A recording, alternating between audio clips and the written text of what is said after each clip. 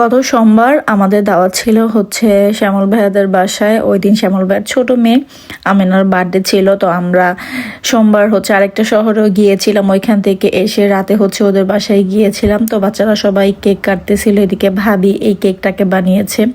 কেকটা দেখতে যতটা সুন্দর হয়েছে তার চেয়েও বেশি সুন্দর, মানে ভালো হয়েছে খেতে, খুবই ভালো হয়েছে। তো সাজেল তো মহা খুশি, কারণ আমি তো কেক বানাতে পারি না, আর আমাদের বাংলাদেশে যেই টেস্ট কেকের ওরকম কেক আমাদের এদিকে পাওয়াও যায় না। তো সাজেল মানে খেতে পেরে খুবই খুশি। তো পরে হচ্ছে আমরা রাতে ডিনার করে বাসা থেকে এসেছি। ভাবি হচ্ছে বিরিয়ানি রান্না করেছিল, এদিকে টিকা করেছিল, তারপরে ডিম ভুনা করেছিল। সবাই একসাথে হচ্ছে খেতে বসেছে, আর ওইদিকে আমি হচ্ছে আজানকেও খাইয়ে দিচ্ছিলাম।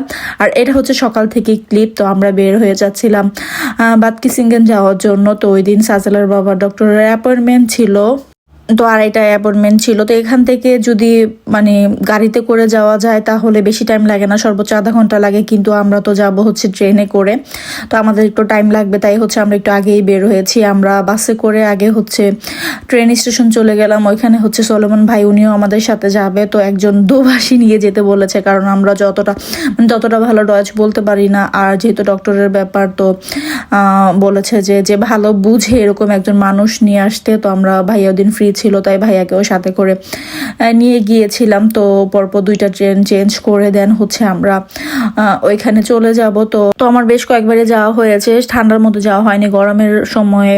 মানে ওই শহরটা দেখতে খুবই সুন্দর, এটা একটা পর্যটক স্পট। তো গরমের সময় বেশি সুন্দর থাকে, যত গাছপালা সুন্দর, এত পরিবেশ সুন্দর। তো এখন সব গাছের পাতা মরে গিয়েছে। তো এটারও একটা আলাদা সৌন্দর্য আছে, কিন্তু এত নীরব ছিল ওই দিন, মানে বলার মতো না, কোনো মানুষই তেমন ছিল না, যেহেতু ঠান্ডা অনেক।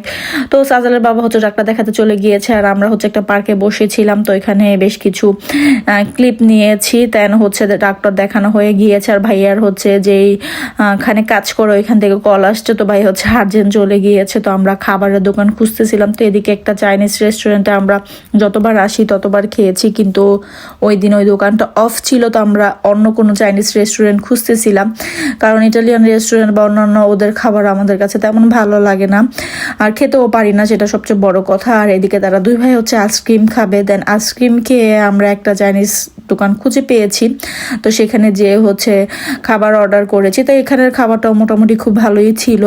তো মোটামুটি খুব ভালো একটা দিন কেটেছে, সন্ধ্যার পরে তো আরও ভালো কেটেছে সবাই একসাথে।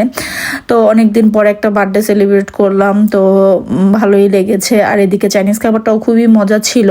তো যাই হোক, আজকে ছোট একটা ভিডিও, আশা করি আপনাদের ভালো লাগবে। যদি ভালো লেগে থাকে তাহলে অবশ্যই একটি লাইক দিবেন, আর ভিডিও সম্পর্কে কোনো মন্তব্য থাকলে অবশ্যই আমাকে কমেন্ট করে জানাতে পারেন।